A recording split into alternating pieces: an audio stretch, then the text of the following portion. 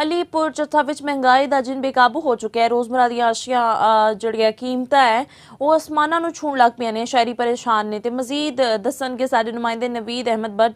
ਜੀ ਬਿਲਕੁਲ, ਇਸ ਵਕਤ ਮੌਜੂਦ ਹਾਂ ਅਲੀਪੁਰ ਚੱਠਾ ਦੀ ਸਬਜ਼ੀ ਮੰਡੀ ਦੇ ਵਿੱਚ। ਸਬਜ਼ੀ ਦੇ ਵਿੱਚ ਜਿਹੜੀ ਇਹ ਸਬਜ਼ੀ ਹੈ ਆਮ ਆਦਮੀ ਦੀ ਕੁੱਤੇ ਖਰੀਦ ਤੋਂ ਬਾਹਰ ਹੋ ਚੁੱਕੀ ਹੈ। ਮੇਰੇ ਹੱਥ 'ਚ ਰੇਟ ਲਿਸਟ ਹੈ। ਰੇਟ ਲਿਸਟ ਦੇ ਮੁਤਾਬਕ ਅਗਰ ਇੱਕ ਸ਼ਿਮਲਾ ਜਿਹੜੀ ਹੈ 150 ਰੁਪਏ ਇਹਦੀ ਕੀਮਤ ਜਿਹੜੀ ਹੈ ਇਹ ਲਿਸਟ ਅਵੇਜ਼ਾ ਜਿਹਦੀ ਇਹਦੇ 150 ਰੁਪਈਆ ਹੈ, ਲੇਕਿਨ ਇਸ ਟਾਈਮ 250 ਰੁਪਏ ਸ਼ਿਮਲਾ ਵਿਕ ਰਹੀ ਹੈ। ਇਸ ਤੋਂ ਇਲਾਵਾ ਜਿਹੜੀ ਇਹ ਪਿੰਡੀ ਤੋਰੀ ਦਾ 184 ਰੁਪਏ ਰੇਟ ਹੈ, ਲੇਕਿਨ ਇਸ ਟਾਈਮ ਪਿੰਡੀ ਤੋਰੀ ਜਿਹੜੀ ਅਲੀਪੁਰ ਚੱਠਾ ਸਬਜ਼ੀ ਮੰਡੀ ਦੇ ਵਿੱਚ ਹੋ ਗਈ 250 ਰੁਪਏ ਕਿਲੋ ਵਿਕ ਰਹੀ ਹੈ। ਇਸ ਤੋਂ ਇਲਾਵਾ ਅਗਰ ਕੱਦੂ ਦੀ ਗੱਲ ਕਰੀਏ ਤਾਂ ਕੱਦੂ ਦੇ ਰੇਟ ਆਇਆ 44 ਰੁਪਏ, ਲੇਕਿਨ ਇਸ ਟਾਈਮ ਕੱਦੂ ਦੀ ਅਲੀਪੁਰ ਚੱਠਾ ਦੇ ਵਿੱਚ ਕੀਮਤ ਹੈ ਤਕਰੀਬਨ 250 ਰੁਪਈਆ।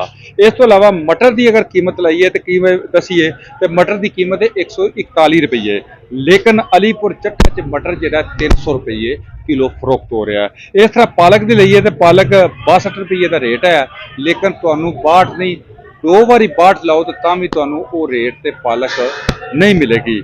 ਆਲੂ ਪਿਆਜ਼ ਗੰਢਿਆਂ ਦੀ ਗੱਲ ਕਰੀਏ ਤਾਂ ਉਹ ਵੀ ਇਸ ਰੇਟ ਲਿਸਟ ਦੇ ਮੁਤਾਬਕ नहीं मिलेगी।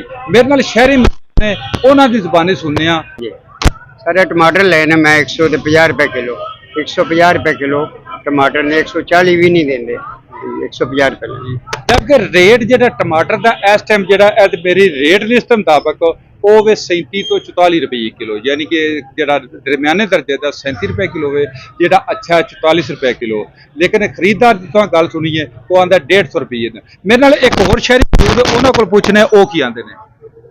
जी बिल्कुल जी, अलीपुर ਚੱਠਾ महंगाई का तूफान है। जी चीज़ का रेट गौरमेंट की 50 रुपये है वो 200 रुपये विक रही है।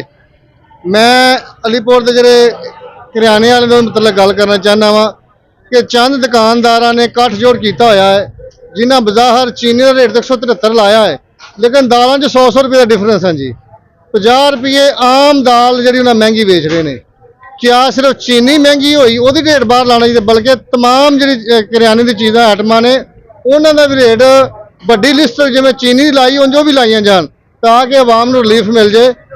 मेरा एसी साहब वास्ते अगे गुजारिश है कि वो इस पास भी ध्यान दें। सिर्फ चीनी नहीं है, चीनी के नाल हर चीज़ जी लिखी जी चीज़ विकती है वो भी बाहर बड़े बड़े बोर्ड जिमें चीनी के लगे उंज लाए जान। जी जी, शहरी का आखना सी कि सिर्फ अलीपुर ਚੱਠਾ 'ਚ एक मसनूई किल्लत पैदा करके ते लोगों को महंगाई की ਚੱਕੀ 'ਚ पिछया जा रहा है। मैं हैरान इस चीज़ पर कि साडा ज़री मुल्क है और साड़ी अद्धी तो ज़्यादा मैशत जी है ज़रायत नाल मुंसलिक है, लेकिन इस टाइम जी है ज़री मुल्क का यह हाल है कि एक आम आदमी आलू या प्याज लैन तो भी बड़ा तंग नज़र आ रहा है। इस तो इलावा अगर दूजिया चीज़ों की गल करिए तो वह भी यही हालात ने। और सवाल ये पैदा होता है कि एक 20 रुपए की लिस्ट वास्ते अवेज़ा तो की जाती है, ਲੱਖਾਂ रुपये इस लिस्ट से वादे कमाए भी जाते हैं, लेकिन ये इंप्लीमेंट कौन कराएगा?